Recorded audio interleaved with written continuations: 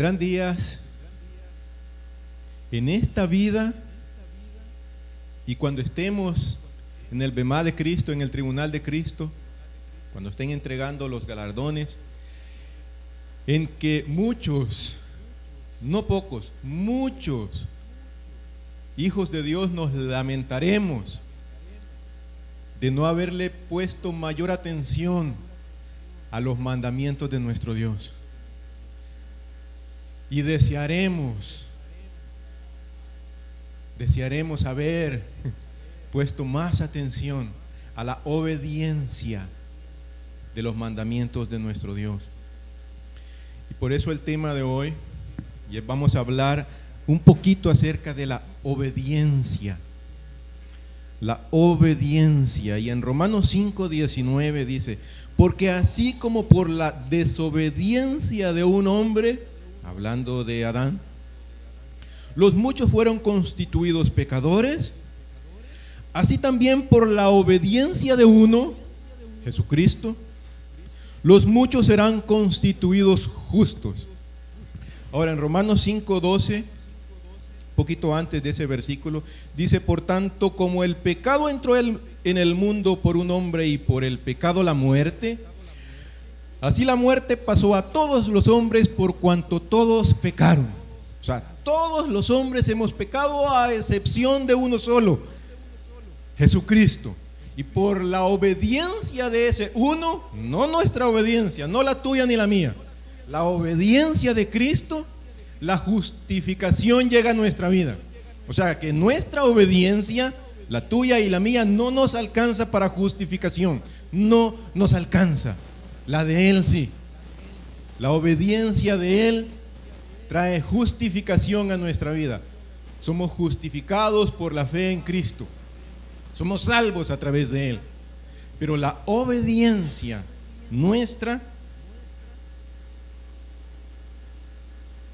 ¿para qué nos sirve entonces?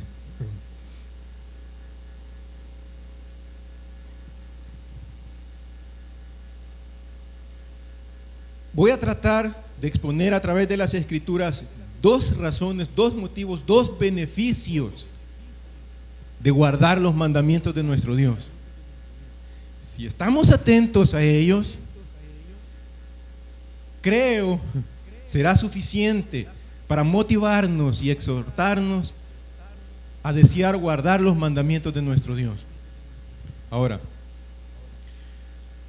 antes de dar esas dos razones, esos dos beneficios, quisiera hablar un poco acerca de los mandamientos, porque hay un poquito de controversia en el mundo cristiano.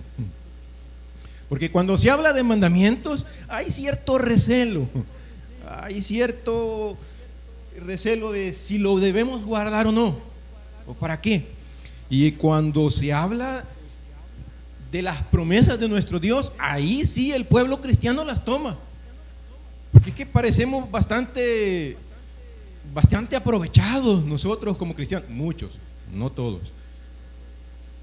Cuando hablamos acerca de las promesas de nuestro Dios, por ejemplo, cuando se le dijo a Josué: nadie te podrá hacer frente en todos los días de tu vida, como estuve con Moisés estaré contigo, no te dejaré ni te desampararé. Ahí sí tomamos esa promesa como pueblo y como hijos de Dios.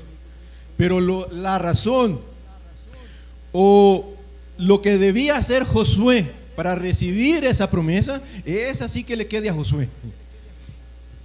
Le voy a leer, no está aquí, pero se lo voy a leer. Dice: nadie te podrá hacer frente en todos los días de tu vida, como estuve con Moisés estaré contigo, no te dejaré ni te desampararé. Esfuérzate y sé valiente, porque tú repartirás a este pueblo por heredar la tierra de la cual juré a sus padres que la ataría a ellos. Solamente esfuérzate y sé muy valiente, le dice el Señor a Josué. ¿Pero para qué? O sea, no es solamente que se esfuerce y sea valiente con la espada para ir a conquistar la tierra prometida, sino le dice: solamente esfuérzate y sé muy valiente para cuidar de hacer conforme a toda la ley que mi siervo Moisés te mandó. O sea, la valentía que debía tener era de cuidar y poner por obra los mandamientos que Moisés le había dado. O sea, esa era la valentía que le estaba pidiendo el Señor a Josué, y Él le promete estar con él todos los días de su vida, así como lo había estado con Moisés. Que nosotros somos buenos para tomar las promesas, pero las condiciones para recibir esas promesas, esas como que le queden allá al pueblo de Israel.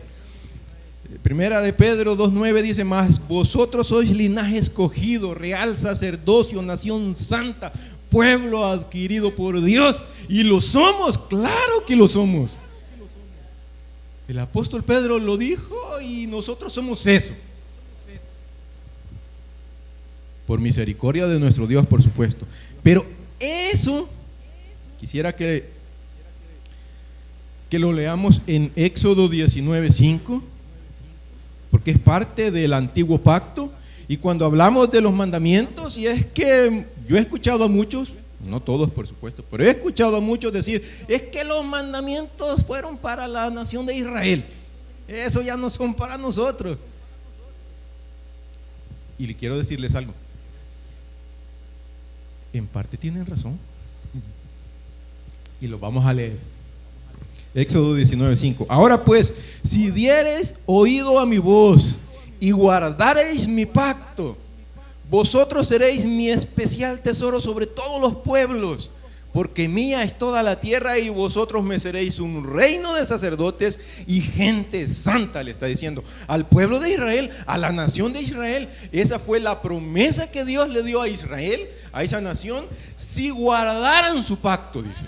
O sea, le dio una condición: si guardan mi pacto, entonces yo les voy a hacer de ustedes una nación santa. Y esa promesa es la que hoy nosotros tenemos.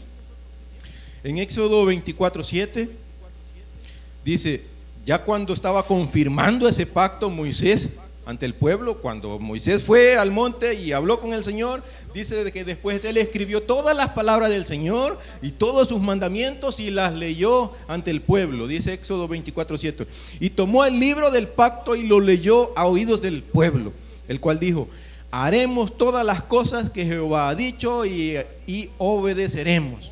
Entonces Moisés tomó la sangre y roció sobre el pueblo y dijo: he aquí la sangre del pacto que Jehová ha hecho con vosotros sobre todas estas cosas. O sea, ese es el antiguo pacto.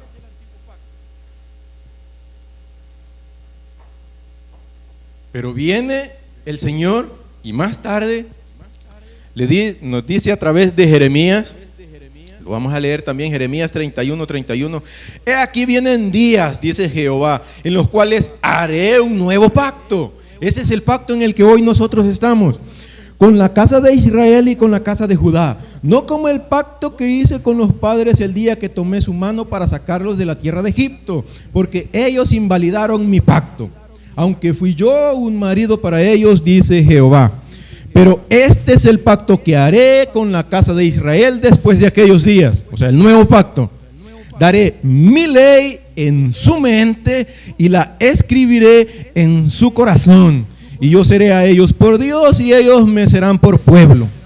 Ahora, a través de Ezequiel, hablando también del nuevo pacto, nos dice, no está allí pero se lo voy a leer: os daré corazón nuevo y pondré espíritu nuevo dentro de vosotros y quitaré de vuestra carne el corazón de piedra y os daré un corazón de carne.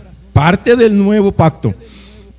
También en Deuteronomio 36 nos dice: y circuncidará Jehová tu Dios tu corazón y el corazón de tu descendencia, para que ames a Jehová tu Dios con todo tu corazón y con toda tu alma, a fin de que vivas. Y más tarde, allá en Romanos, nos explica el apóstol Pablo que no es judío el que es en lo exterior, en la carne, sino que es judío aquel que lo es en lo interior, en el espíritu, en el corazón. ¿Por qué? Porque el nuevo pacto, decía Dios, iba a poner sus mandamientos, sus leyes escritos en el corazón, ya no en la letra, ya no en el libro, sino dentro de nosotros. Ahora, ¿por qué les decía que tienen razón aquellos que dicen es que los mandamientos fueron dados para la nación de Israel solamente? Porque es que tienen razón, se los dieron escritos allá a través de Moisés, y ese fue el antiguo pacto, pero el nuevo pacto es esos mandamientos ahora escritos dentro de nuestros corazones. Los mismos mandamientos. Aquellos mandamientos que invalidaron la nación de Israel, invalidaron ese pacto y por eso iba a ser un nuevo pacto con nosotros. Y para poner esto en perspectiva, como para resumirlo, lo podemos ver de esta manera. El antiguo pacto, las leyes escritas fueron dadas a la nación de Israel, pero también incluía a todos aquellos gentiles que querían ser parte del pueblo de Israel. Pero tenían que hacer dos cosas esos gentiles que venían a querer ser parte de ese pueblo. Tenían que circuncidarse y guardar los mandamientos, como señal de que aceptaban a Dios, el único Dios verdadero, y estaban desechando a otros dioses. Ahora,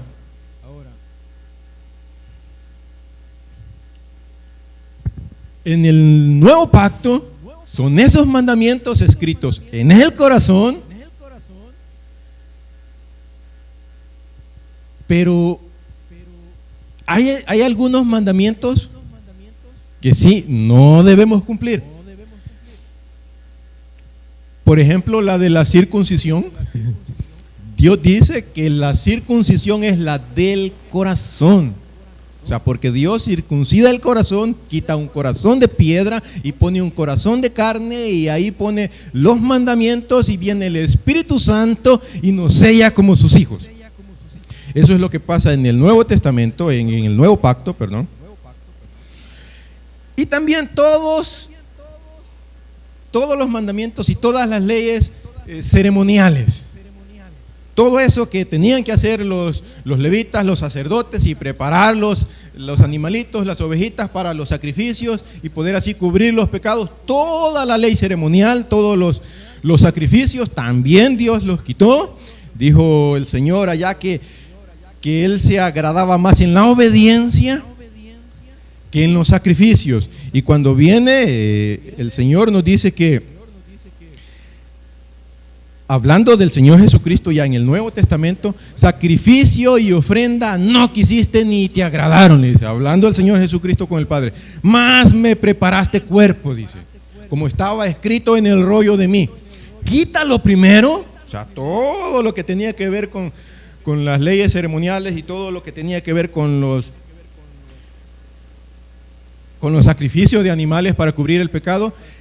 Quítalo primero para establecer esto último, dice. O sea, que le dio el Señor un cuerpo a Cristo y lo puso como el Cordero de Dios que quita el pecado del mundo. Por eso cuando nos habla en los Hebreos, les está diciendo que tenemos un sumo sacerdote que vino y murió, resucitó, y solamente fue necesario un sacrificio para siempre. Ya no es necesario tener más sacrificios. Les está explicando a los hebreos, porque dice, y le explica ahí textualmente, que todo aquel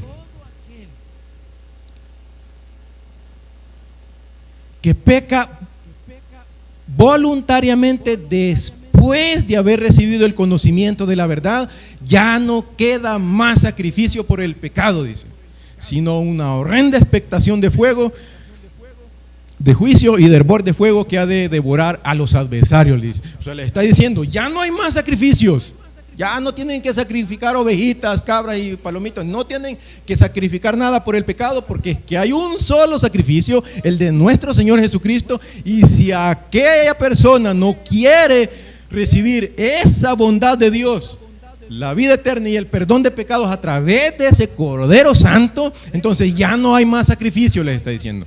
Y no es porque él, como dicen algunos hoy, es que ya no hay sacrificios porque el templo está destruido. No, es que cuando se los está diciendo aquí, el templo no había sido destruido todavía.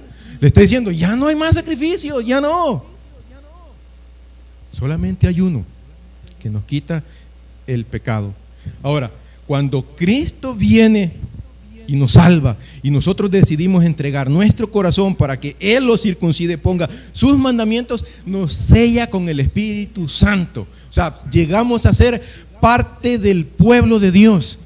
Ahora, esos mandamientos son para la iglesia, para el Israel de Dios y todo aquel que quiera ser parte de ella. Esos son los dos pactos. Ahora, nosotros como hijos de nuestro Señor es tan bueno que nos enseña cómo es la relación de Dios y nosotros cuando nos adopta como hijos, cuando nos sella como hijos, con la creación. Cuando tú como padre tienes un hijo, y quisiera que veamos la siguiente imagen. Cuando tú y yo somos padres y tenemos hijos, de esa manera Dios nos mira a nosotros cuando nos adopta como hijos. O sea, de la misma manera, y nos sella, es como si nos pusiera un programa dentro de nosotros, que somos exclusivos de Dios y Él es nuestro Padre. Así, si quieres entender la relación de Dios con su pueblo, con sus hijos, entiende o mira la relación tuya con tu hijo. Así es. Dice Juan 5:19, hablando Jesucristo de su Padre. Respondió entonces Jesús y le dijo: de cierto os digo, no puede el Hijo hacer nada por sí mismo, sino lo que ve hacer al Padre, porque todo lo que el Padre hace, también lo hace el Hijo igualmente. O sea, ahí está hablando Jesucristo como Hijo de Dios y hablando del Padre, o sea, de nuestro Dios. O sea, está hablando de esa relación, pero para entenderla, debemos verla con nuestros ojos de padres terrenales, hacia nuestros hijos.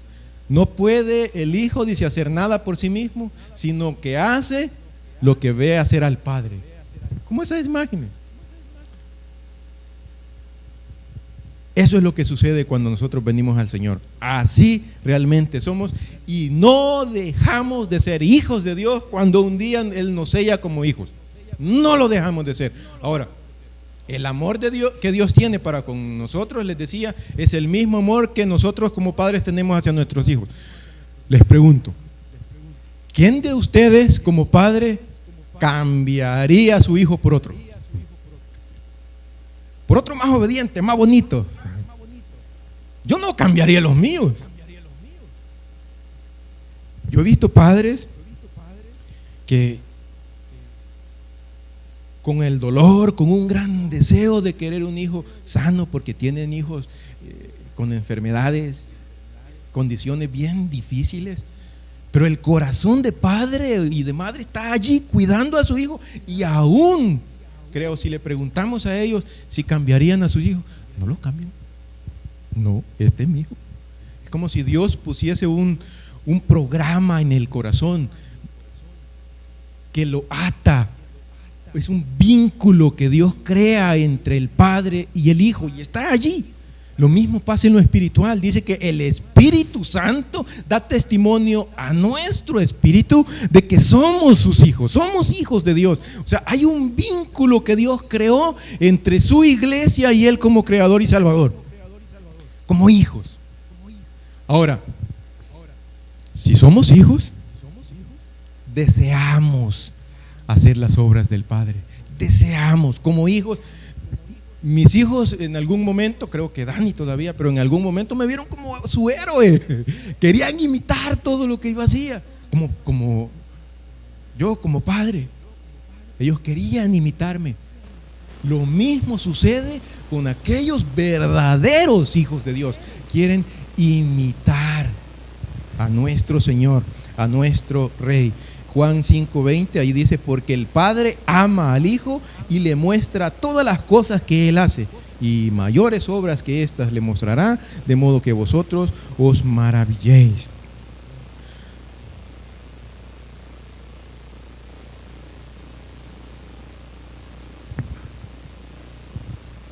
O sea que nuestro Señor, nuestro Dios, como Padre, nos muestra a nosotros lo que debemos hacer porque Él nos ama, dice. Porque nosotros como padres, si lo vemos a nuestros hijos, los mandamientos que le damos y las instrucciones, la dirección en la vida que les damos, es porque les amamos. No queremos que fracasen, no queremos que se caigan, no queremos que se golpeen. Queremos que triunfen, queremos que les vaya bien en la vida, porque tenemos un amor de padre hacia ellos. Igual es Dios, dice. Dios nos ama tanto que nos muestra todas las cosas que Él hace para que nosotros como hijos le imitemos y la hagamos también. O sea, ese es nuestro Dios. Así nos ama Él.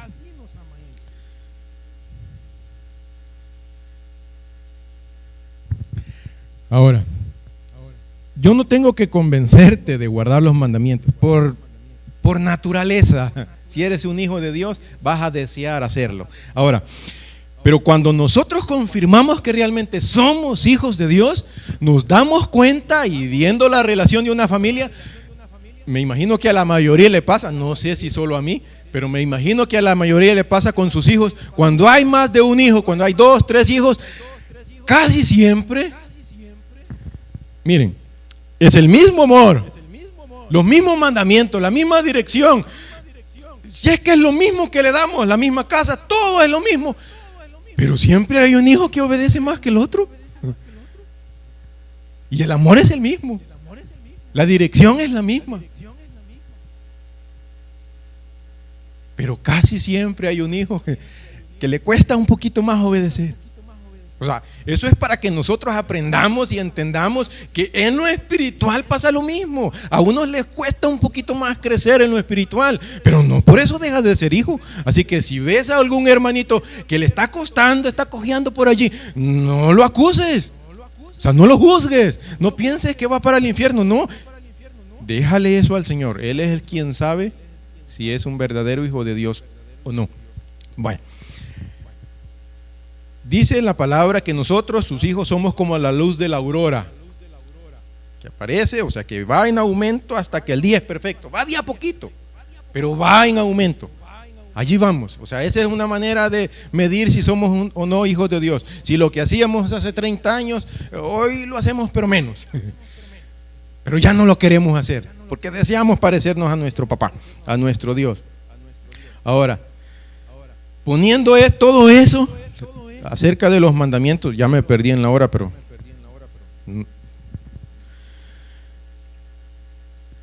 poniendo lo de los mandamientos como lo puse, ahora vamos a entrar a los 2 beneficios de guardar los mandamientos. Uno, los beneficios que recibimos en esta tierra, y el segundo, los beneficios que recibiremos allá en la eternidad. Para eso vamos a leer Proverbios 3:1. Hijo mío, no te olvides de mis enseñanzas, más bien guarda en tu corazón mis mandamientos, porque prolongarán tu vida muchos años y te traerán prosperidad. Que nunca te abandonen el amor y la verdad. Llévalos siempre alrededor de tu cuello y escríbelos en el libro de tu corazón. Contarás con el favor de Dios y vendrán y tendrás buena fama ante la gente. Confía en el Señor de todo tu corazón y no en tu propia inteligencia. Reconócelo en todos tus caminos y Él allanará tus sendas. No seas sabio en tu propia opinión, más bien teme al Señor y huye del mal. Esto infundirá salud a tu cuerpo y fortalecerá tu ser. Honra al Señor con tus riquezas y con los primeros frutos de tus cosechas. Así tus graneros se llenarán a reventar y tus bodegas rebosarán de vino nuevo. Ahora, dice en Salmo 19:11, tu siervo es además amonestado con ellos, hablando de los mandamientos, en guardarlos hay grande galardón, dice. O sea, hay premio por guardar los mandamientos, se está diciendo en Salmo. Y mira, si es que por guardar los mandamientos, yo no tendría que venir aquí a convencerte de que debes guardar los mandamientos. No debería hacerlo. Porque no te estoy pidiendo algo malo. O sea, pareciera como que si algo malo uno les está pidiendo cuando decimos, es que hay que guardar los mandamientos. No, no es algo malo lo que estamos pidiendo.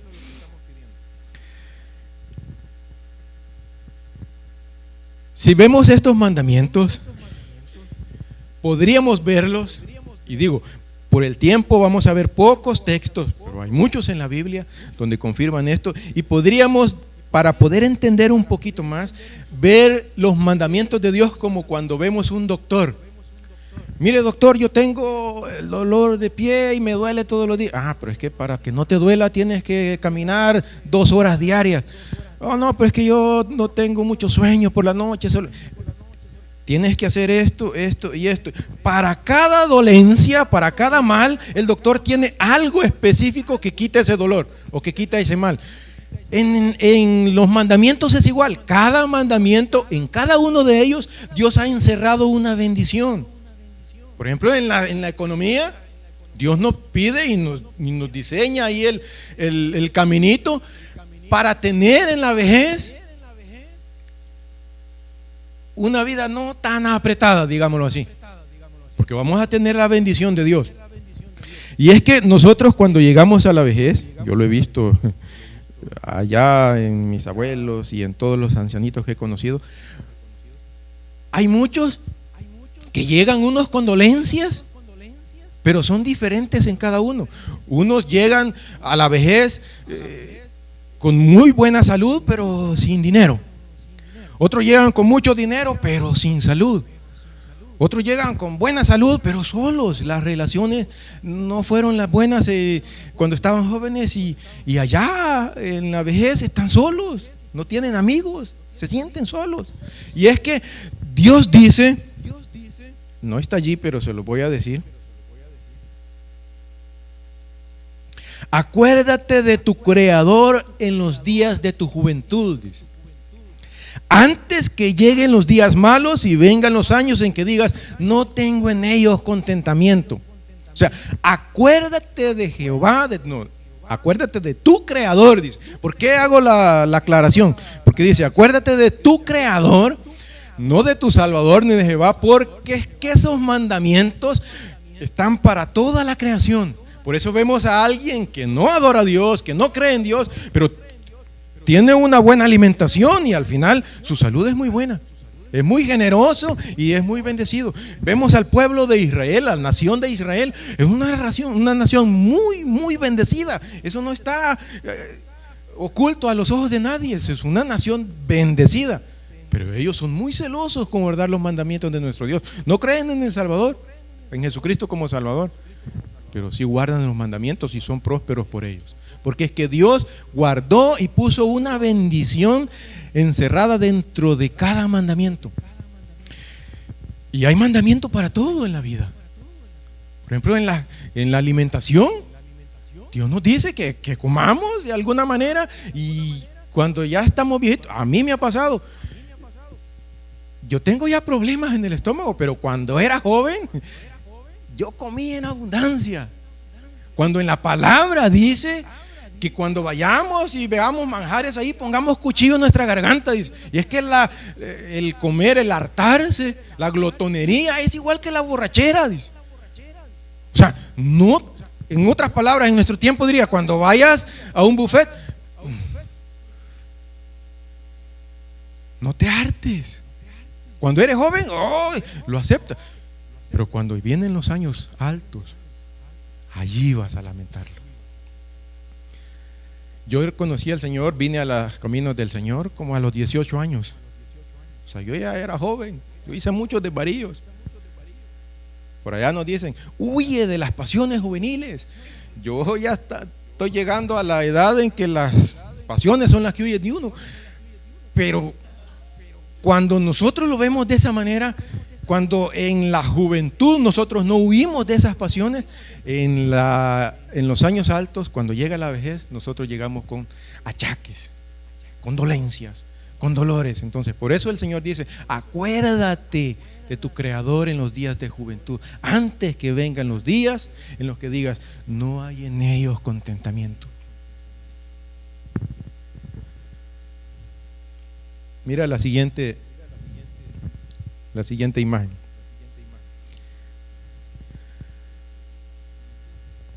Dios encerró bendiciones por la obediencia y maldiciones por la desobediencia. Deuteronomio 28:1 dice, acontecerá que si oyeres atentamente la voz de Jehová tu Dios, para guardar y poner por obra todos sus mandamientos que yo te prescribo hoy, también Jehová tu Dios te exaltará sobre todas las naciones de la tierra, vendrán sobre ti todas estas bendiciones y te alcanzarán. O sea, bendiciones en el trabajo, con los hijos, los vecinos. Temprano, no sé si lo leí aquí, léanlo en su casa. Es una lista de bendiciones que Dios encerró en sus mandamientos, pero también hay maldiciones en la desobediencia. Pero acontecerá si no oyeres la voz de Jehová tu Dios para procurar No es que lo hagas al 100% porque no podemos, pero por lo menos procura cumplir todos sus mandamientos y sus estatutos que yo te intimo hoy, que vendrán sobre ti todas estas maldiciones y te alcanzarán. Ahora, ¿cómo lleguemos a nuestra vejez? Depende de cómo guardemos los mandamientos de nuestro Dios. Depende de nosotros, depende de cada uno. Depende de ti cómo vas a llegar a tu vejez. Si caminando allí con bastón, porque yo he visto ancianitos que andan caminando allí a los 90 años y he visto otros con muchos menos años que eso y ya no pueden caminar. Hay mandamientos para todo, para todo. Dios nos dejó allí para que nosotros seamos bendecidos a través de guardarlos.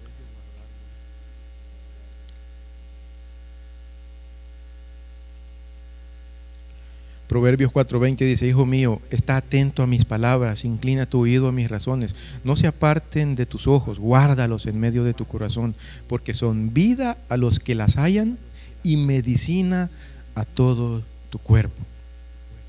Cuando lleguen esos años, por favor, no culpemos a Dios. No, pues es que Dios determinó, que Dios quería así, que yo tuviera esta enfermedad en el hígado. No. O sea, Él en su soberanía sí lo permitió, pero puso como consecuencia de la borrachera una maldición.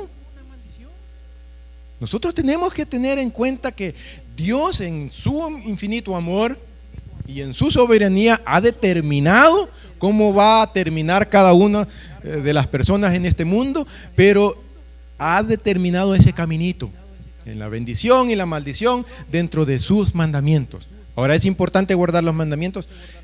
Claro que lo es. Claro que lo es. Si no, te vas a acordar cuando estés viejito, si el Señor no ha venido, y te veas como uno de esos carritos. Oh, aquel hermanito que estaba allá tenía razón. Miren cómo está mi carrito, todo chocado. Pero tenemos tiempo de prepararnos para esa vejez. Ahora, eso es los beneficios que recibimos es aquí. ¿Qué con los beneficios que recibimos en la eternidad por guardar sus mandamientos? Veámoslos. Mateo 5:17. Dice: no piensen que he venido a anular la ley o los profetas. No he venido a anularlos, sino a darles cumplimiento. Les aseguro que mientras existan el cielo y la tierra, ni una letra ni una tilde de la ley desaparecerán hasta que todo se haya cumplido. Todo el que infrinja uno solo de estos mandamientos, por pequeño que sea, y enseñe a otros a hacer lo mismo, será considerado el más pequeño en el reino de los cielos. Pero el que los practique y enseñe será considerado grande en el reino de los cielos. O sea, el que te llamen pequeño o grande en el reino de los cielos también está amarrado a la obediencia a los mandamientos de nuestro Dios.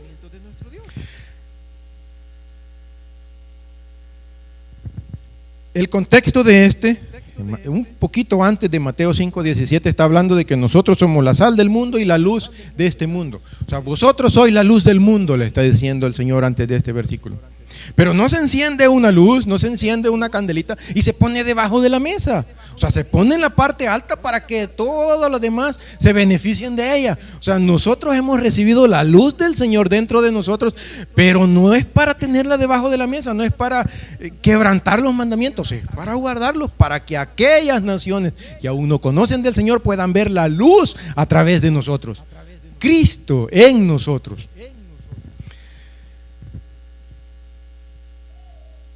En Mateo 23:11 dice: el que es mayor de vosotros sea vuestro siervo, porque el que se enaltece será humillado, y el que se humilla será enaltecido. Y le voy a leer, no está aquí, pero se lo voy a leer. En Mateo 18:1 dice: en aquel tiempo los discípulos vinieron a Jesús diciéndole: ¿quién es el mayor en el reino de los cielos? Y llamando Jesús a un niño, lo puso en medio de ellos y dijo: de cierto os digo que si no os volvéis y os hacéis como niños, no entraréis en el reino de los cielos. Así que cualquiera que se humille como este niño, ese es el mayor en el reino de los cielos. O sea que hay que humillarse. El Señor está hablando de la humillación que un niño tiene para que determinemos qué posición hemos de tener allá en el cielo, allá en la eternidad. Y esa humillación tiene que ver con la obediencia. Más adelante vamos a ver el ejemplo. Pero cuando nosotros hablamos de obediencia y vemos que la obediencia nos va a poner en una posición, valga la redundancia, en una posición o baja o alta, allá en la eternidad, cualquiera puede decir: bueno, entonces yo voy a estar en una buena posición porque es que yo no robo, yo no mato, yo no adultero. O sea, yo estoy bien entonces. Así como aquel rico, al joven rico le preguntaron, cuando el joven rico preguntó: ¿y qué debo hacer para ser salvo? Guarda los mandamientos. Es que todo eso lo he guardado desde mi juventud, dijo. Oh, ¿se imaginan si se me preguntara a mí eso? Si yo le dijera: yo le he guardado eso desde mi juventud, ¿qué me diría el Señor? Lo primero que tienes que hacer entonces es dejar de mentir. Tienes que dejar de mentir. ¿Por qué?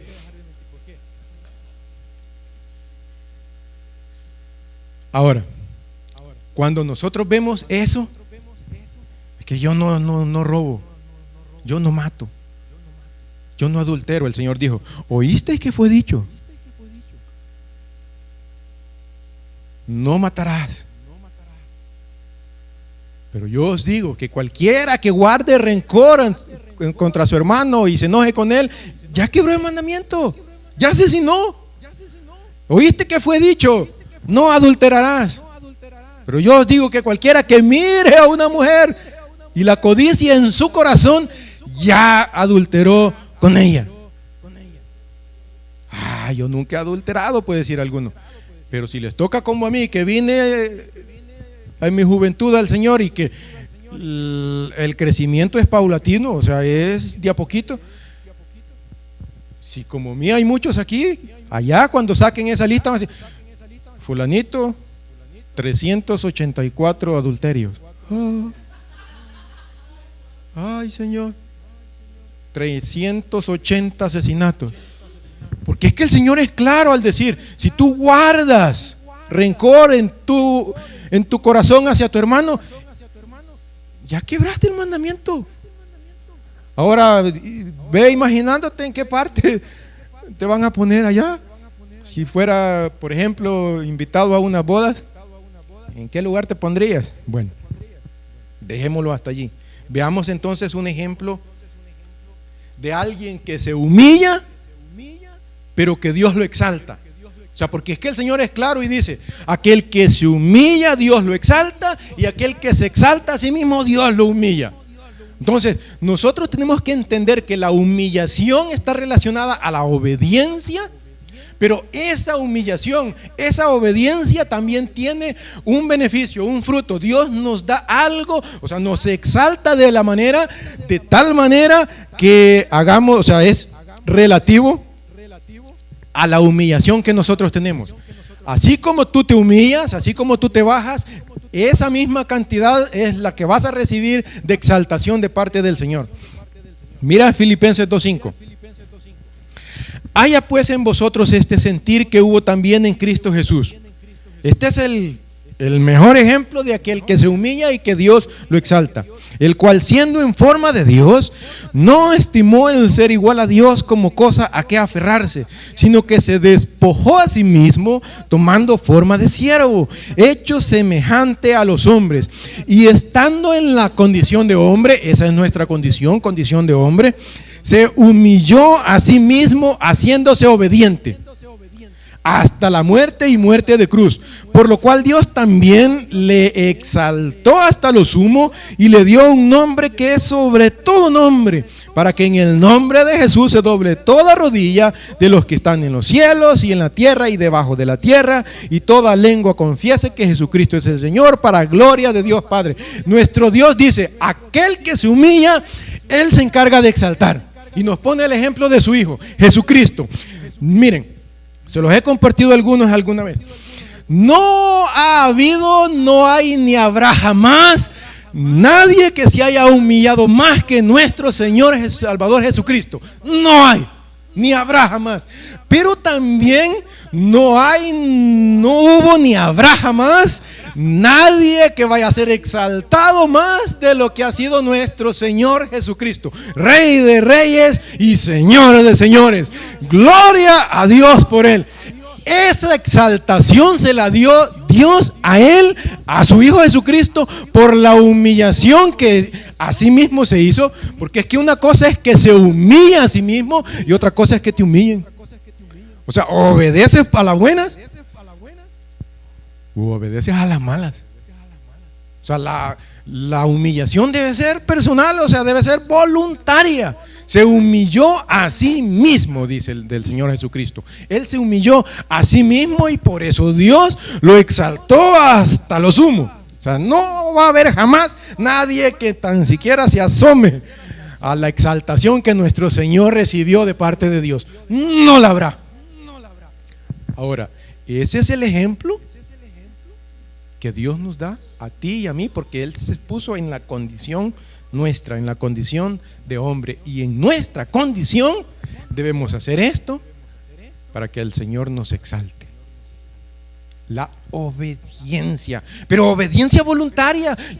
Ustedes y yo no tenemos que estar aquí pensando en que viene alguien y nos está obligando a guardar los mandamientos. No, tiene que ser voluntario. Tienes que desear guardar sus mandamientos. Tienes que anhelar, como aquellos hijos que vimos en la imagen, anhelar, desear parecernos a Él. Pero por deseo, no por obligación. Por deseo.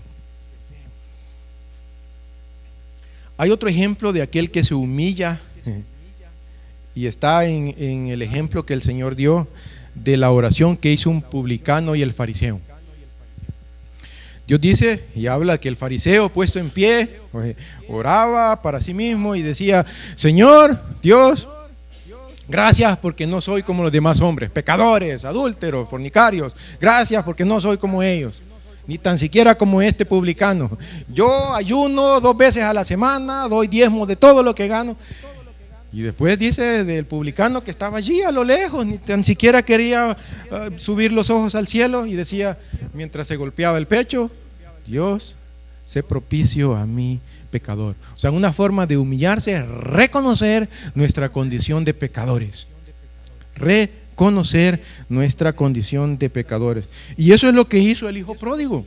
El hijo pródigo representa a todos aquellos de la humanidad, o sea, parte de la humanidad, que vienen y reconocen su posición de pecadores y regresan al Padre.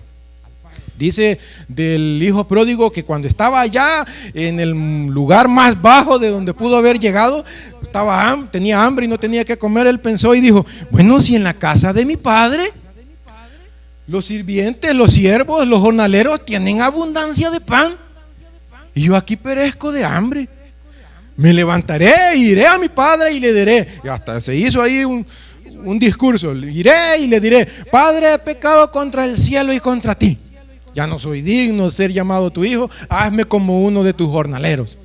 Y se levanta y va al padre, y dice que el padre, cuando lo vio venir movido a misericordia, corrió a él, le abrazó, se puso en su cuello, y empieza el discurso del hijo pródigo: Padre, he pecado contra el cielo y contra ti, ya no soy digno de ser llamado tu hijo. Y antes de terminar su discurso, el padre lo interrumpe y le dice: pónganle el anillo a su hijo, hagamos fiesta. Y no lo dejó terminar su discurso. ¿Por qué? Porque es que no lo iba a adoptar como un jornalero, lo iba a recibir como su hijo. Pero esa es lo que nosotros tenemos que tener cuando regresamos o venimos al Padre.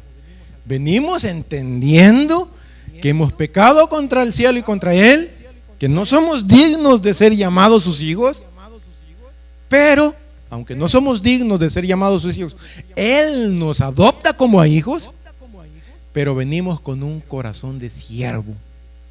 Porque es que Él mismo lo dijo, el hijo pródigo.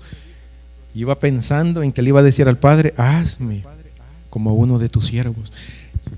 nosotros, todo aquel que viene al Padre, todo aquel que viene arrepentido, reconociendo que es un pecador y viene con un corazón de siervo. ¿Y qué es un siervo? Un siervo es aquel que obedece sin cuestionar lo que se le está pidiendo. Esa es la actitud de un verdadero hijo de Dios, de alguien que ha reconocido su posición de pecador, pero que ha venido al Padre con esa condición de siervo, de obediencia. Esa es la posición de un verdadero hijo de Dios. Ahora,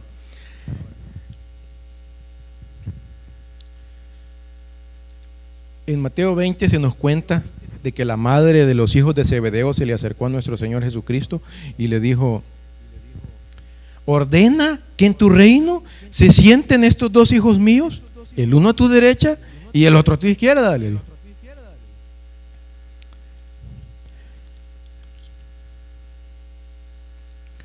Entonces Jesús respondió, dijo: no sabéis lo que pedís. ¿Podéis beber del vaso que yo he de beber y ser bautizados con el bautismo con que yo soy bautizado? Y ellos le dijeron: podemos.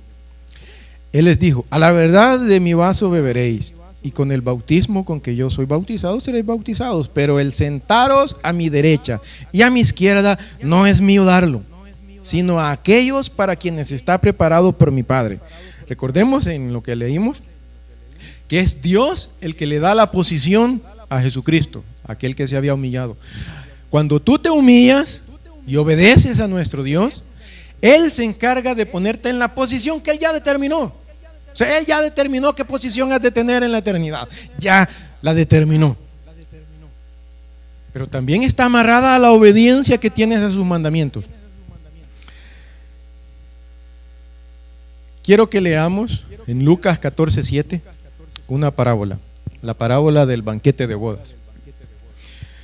Dice: observando cómo escogían los primeros asientos a la mesa, refirió a los convidados una palabra diciéndoles: cuando fueres convidado por alguno a bodas, no te sientes en el primer lugar, no sea que otro más distinguido que tú esté convidado por él, y viniendo el que te convidó a ti y a él, te diga: da lugar a este, y entonces comiences con vergüenza a ocupar el último lugar.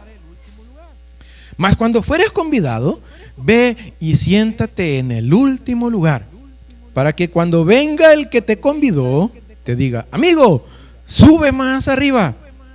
Entonces tendrás gloria delante de los que se sientan contigo a la mesa, porque cualquiera que se enaltece será humillado, y el que se humilla será enaltecido. Yo no sé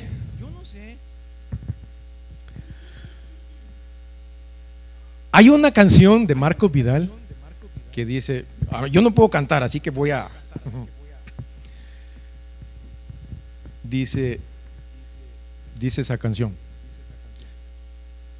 algo así: no me importa en qué lugar de la mesa me haga sentar, o el color de mi corona, si la llego a ganar. Ahora,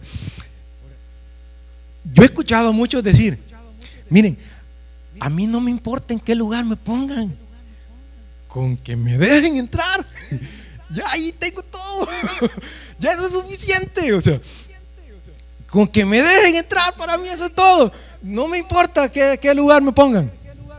Pero quiero compartirles y recordar algo que hace unas semanas se los compartí aquí, y es cuando yo tenía unos 12 años, lo van a recordar porque se los acabo de, hace unas semanas se los compartí. Cuando yo tenía unos 12 años, yo no podía entrar al estadio porque no tenía dinero, y mis padres no iban, mis familiares no iban, y yo no tenía dinero para entrar. Pero entonces fui y vi el letrero, se lo estoy diciendo rapidito porque ya se lo había comentado. Vi el letrero donde decía: todos los menores de 12 años entran gratis con un adulto. Y esa es mi oportunidad, dije yo. Fui, vi al que no llevaba menores de 12 años y me le acerqué y le dije: ¿puedo entrar con usted? Y él me dijo: venite, bicho, me dijo. Se puso el brazo en el hombro y entré con él. O sea, yo entré, les compartí en aquel entonces, yo entré con alguien que había pagado el precio, porque yo no podía pagar, y la enseñanza de ese entonces fue que nosotros no podemos pagar el precio para entrar al reino de los cielos, pero Cristo sí pagó el precio y Él nos lleva de la mano ante el Padre Celestial. O sea, Él es el camino al Padre y nosotros entramos porque Él pagó el precio. Y ahí vamos. Pero hubo algo que no les compartí que encaja perfectamente con esto. Cuando yo entré al estadio, entré al lugar que se le llama sol preferencial,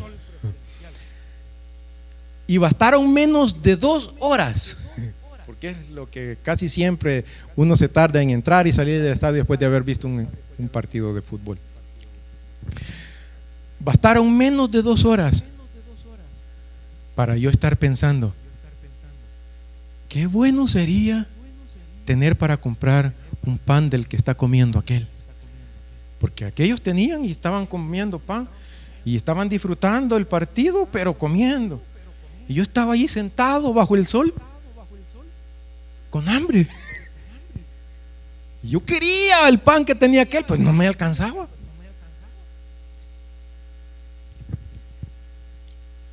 Yo aprendí hace muchos años de alguien acerca de la eternidad, y decía él, es bien difícil entender la eternidad, decía, pero imaginémonos esto, decía, imaginémonos a un niño derramando una lágrima cada 800.500 millones de años.